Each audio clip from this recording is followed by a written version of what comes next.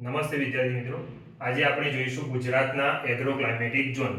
સ્પર્ધાત્મક પરીક્ષાઓમાં અવારનવાર આ વિભાગમાંથી પ્રશ્નો પૂછાતા રહેતા હોય છે. કેવા પ્રશ્નો પૂછાય કે જનરલ એવો પ્રશ્ન સીધો પૂછાય કે ગુજરાતના કુલ કેટલા એગ્રો ક્લાઇમેટિક ઝોન છે?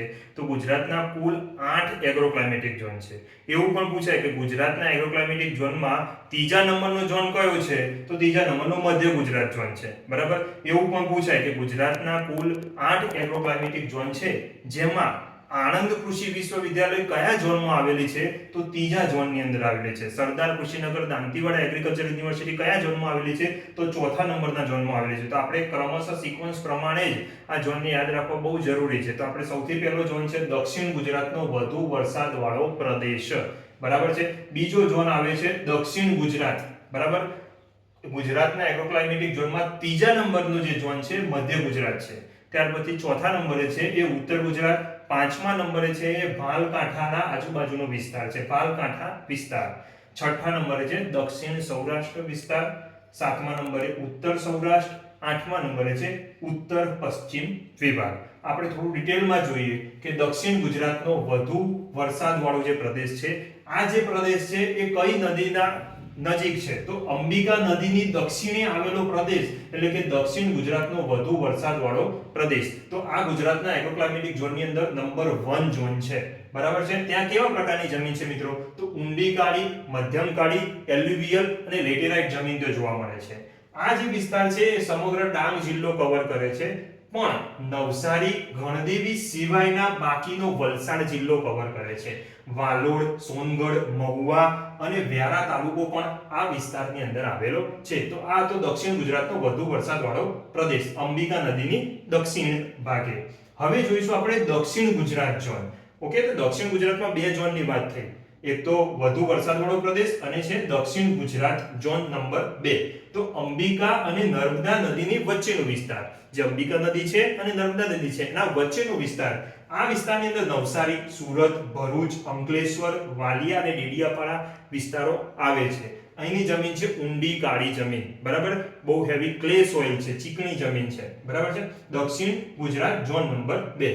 હવે જોઈશું ગુજરાતના એગ્રો ક્લાઇમેટિક ઝોનમાં ઝોન નંબર 3 મધ્ય ગુજરાત ઝોન. બરાબર. મધ્ય ગુજરાત ઝોન એટલે નર્મદા અને વિશ્વામિત્રી નદીની વચ્ચેનો વિસ્તાર, જ્યાં મધ્યમ કાળી, ગોરાળુ અને ડુંગરાળ જમીન જોવા મળે છે. બરાબર. મધ્યમ કાળી, ગોરાળુ અને ડુંગરાળ જમીન જોવા મળે છે. ચરોતર વિસ્તાર, આ તે બધા વિસ્તારો જે છે એ પણ જોવા મળે છે.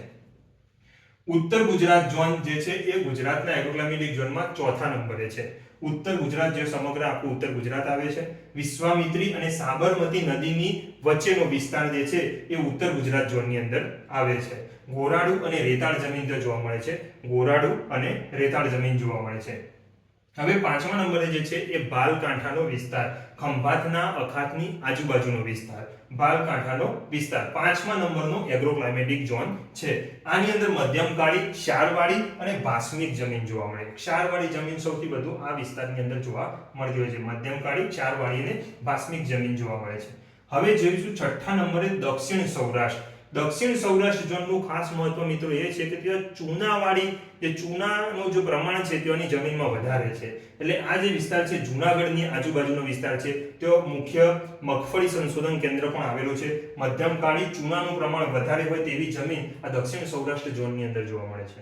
ત્યાર પછી છે ઉત્તર સૌરાષ્ટ્ર, જામનગર જિલ્લાની આજુબાજુનો વિસ્તાર છે ઉત્તર સૌરાષ્ટ્ર, જ્યાં મધ્યમ કાળીથી રેતાળ જમીન જોવા મળે છે. ઉત્તર પશ્ચિમ વિભાગ જે 8મા નંબરનો ઝોન છે, ઉત્તર પશ્ચિમ વિભાગ, તે કચ્છ છે, રાધનપુર છે, બનાસકાંઠામાં ચાણસ્મા, સમી, હારીજ, હળવદ, ધાંગધ્રા અને રાજકોટનો આપણો માળિયા તાલુકો છે. આ જે બધો વિસ્તાર છે એ ઉત્તર પશ્ચિમ વિભાગની અંદર આવે છે, જે રેતાળ અને ક્ષારવાળી જમીન જોવા મળે. સૌથી વધુ ક્ષારવાળી જમીન કચ્છની અંદર આપણે જોવા મળે છે. તમે બધા બહુ સારી રીતે જાણો છો.